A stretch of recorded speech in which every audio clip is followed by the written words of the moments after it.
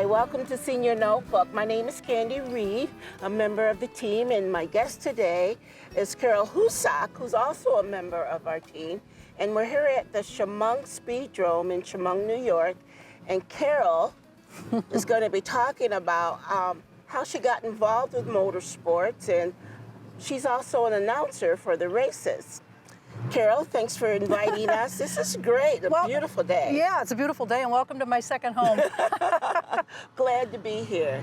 So how did you get involved in motorsports? Well, oddly enough, this track was originally built by the Bodine family, and I really never went to the races back then, but when Jeff Bodine won the Daytona 500, that sort of spurred the interest back in me. Okay. And so from '89, I started with a radio show doing motorsports results and upcoming events and driver interviews. Okay. That led to some brief work on TV, and this was in Pennsylvania. Okay. And then in '95, the track that I was at asked me if I'd be interested in being their announcer. I said, I've never done play-by-play and I can't entertain people. And they said, we think you can. Oh. So this is year number 28. Wow. Doing the announcing. Wow. Yeah. And I can tell by your expression on your face that you really enjoy it. I do. Okay. I love the, I do. So what are some of the duties of an announcer and what the do's and don'ts, I guess we want to know? The do's are, you know, you've got to be prepared and know who your drivers are, so you've got to have an up-to-date driver roster of who's in what car. Okay. You rely on the scorers to give you the lineups for the events that are held that night. You welcome the fans. Okay. You do the play-by-play action on the track. More so when we're under caution, it's a little quieter and people can hear you. All right. And I work alone. Some tracks have two announcers and they kind of give each other a break now and then, but I've basically worked most of my time alone. So it's just Carol and it's just Carol me. and Carol. Yes, it's just me, like it or not. Yeah. And then, you know, a big part of racing at any track is the sponsors, because it takes businesses to back any business like this. True. And so I have a little blurb that I read about every one of the sponsors that are here. Okay. And generally we have a sponsor of the night. You kind of promote that business more so than the others, but yeah. Is there any time in how many years, 28 years you've been doing this, that you said, oh, I wish I could go back and do that again because I did it crazy? Oh, lots. Yeah, there's all kinds of things, and you know, just have to view it as a learning experience. And you know, you get somebody's name wrong, and then they correct you, and you still say it wrong. Yeah. Things like that. When you asked about the don'ts, I learned the hard way about surrendering the microphone. If you can hand the microphone to an angry driver, and this is a family sport, and you never know what could happen. So I don't surrender the microphone, and people if I'm down on the track, people in the tower know that if that microphone leaves my hand, you cut off the sound. Oh. So that kind of, some of these things you just learn by So if somebody didn't win the race or was upset about something, stay away. This person doesn't get the microphone. No, stay away. So you said this was started by the Bodine family. Have you ever met any Jeff Bodine? I met his parents years ago, and I've met all three of the boys. Yeah. As a matter of fact, Brett was here at the Speedrome a couple weeks ago. He's the middle of the three boys. Right. And we have a big event in August, and sometimes we're fortunate enough that all three are in town. But yeah, I've met them quite a few times. That's great. Yeah. That's great. This is wonderful. It's so exciting. I've never been to a car race, but here we are. Yeah. Yeah. The other thing I have to do, Candy, when you asked about the duties of an announcer, is while the race is going on, I'm also taking notes. Okay. Because when I go home, I've got to do a written recap of what took place. And rather than tape record it, it's all numerical for me. All these 28 years, it's all numerical, like which car, and the spacing tells me, did the gap close and did the lead change? And so you have to do a write-up that gets published in a newspaper? Yeah, we have a press distribution list. Wow. That's wonderful. Yeah. Obviously you enjoy this because you're retired and you're still doing it. At one time you had 2 jobs, so yeah, this is great. This is a good one. I do enjoy it very much. Chemung Speedrome, here we are. But we're going to be right back because Carol also writes for a publication called Auto Raceway and or Auto Speedway. Speedway Illustrated. Speedway Illustrated. Sorry about that. So hang on, folks. We'll be back right after this commercial. Senior Notebook will return in a moment. We now return to Senior Notebook on WENY. Hi, welcome back to Senior Notebook. My guest today is Carol Husak, who is the announcer at Chemung Speedrome, and she also writes for an auto magazine called Speedway Illustrated, and she's going to share some of the interesting articles that she's written about. Wow, you're something else. Well, you know, I've always liked to write, and all those years I worked, I usually wrote grants, and that was no fun. So, yeah.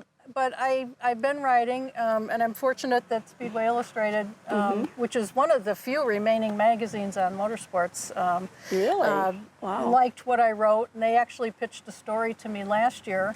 And then toward the end of the year, I did one on the young man who became our track champion last year. Okay. And had battled illnesses his whole life and whatnot. Also won a little award for that in January at the Motorsport Press Convention.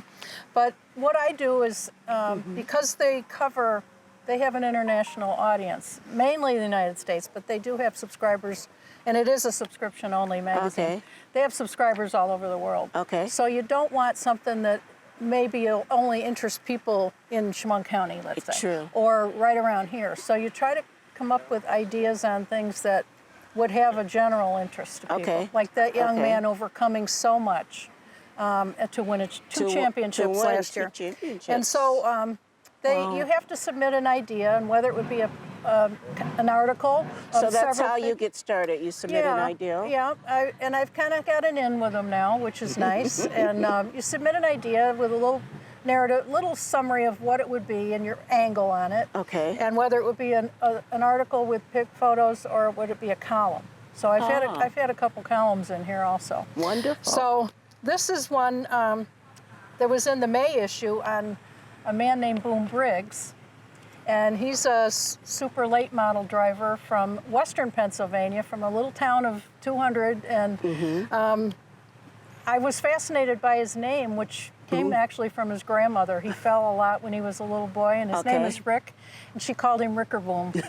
And it just got shortened to Boom. But yeah. so it was a good story about how his whole family got involved. Yeah, you're right. That sounds like an interesting article that everybody would enjoy to read because it isn't. Yeah. And now this June issue, which people just got within the last few days, I'm fortunate I have a column in here and a big article, which, not to pat myself on the back, but it's received a lot of interest. You're wonderful.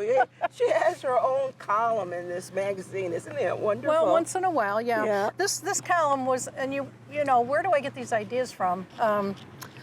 This one, well, I did one on unique trophies. That one hasn't been in, but this one is about racetrack food. Okay. Because people that go to a lot of races, if you're going to such and such a track, they'll say, oh, you got to try their hot dogs, or you got to try their pizza. Okay. So I did it like I was leaving from New England and went down through the states and across New York State and into Canada and then down through Pennsylvania and Ohio, and mentioned all these tracks with what people responded to me about what's their favorite food at these various places. Yeah. So that was the column, and then the article that's getting a lot of buzz is these drivers are here at Chemung from time to time, but there's two racing families that live on a little street in Pennsylvania called Mud Lane. The street is less than a mile long, and it's two father and son teams, and they've had among them 400 wins and over 35 different championships. No kidding. And a lot of people say there must be something in the water, or what's in the air down there. Or something in the mud. Well, nobody ever asked that. So anyway, that's the one that's getting a little bit of buzz right now because people know them. People know them. That's great. It's great. So it's great. I have a couple other that I've submitted, and we'll see if they use them. Yeah. And I submitted another idea that'll be on another young man in the area. But it is fun, and a lot of people say, "Where can I get a copy of that?" Well, it is, like I said, it's a subscription. It's subscription, so you can't really get a copy. But it's nice to know that someone in our own backyard is a featured writer in a motor magazine, Speedwell Illustrated, and she's also an announcer. Do you ever think about the women's perspective? Because usually women don't get involved in. I know there's women at race car, but do you ever get? Well, back when I started 28 years ago, there were no women in it. It's and there true. still are very few women announcers that do play-by-play. That's true. I've watched the women get involved in various aspects of it as drivers and things, but back when I started, I was the only one. Yeah, a little bit of a trailblazer, maybe. I think you are a wonderful trailspeeder. Thank you. So thanks for joining us, Carol, and we look forward to a win. Hey, that's great. You're always a winner, but we're looking for a win out there on the track. We're putting the checkered flag out on this segment. Wonderful.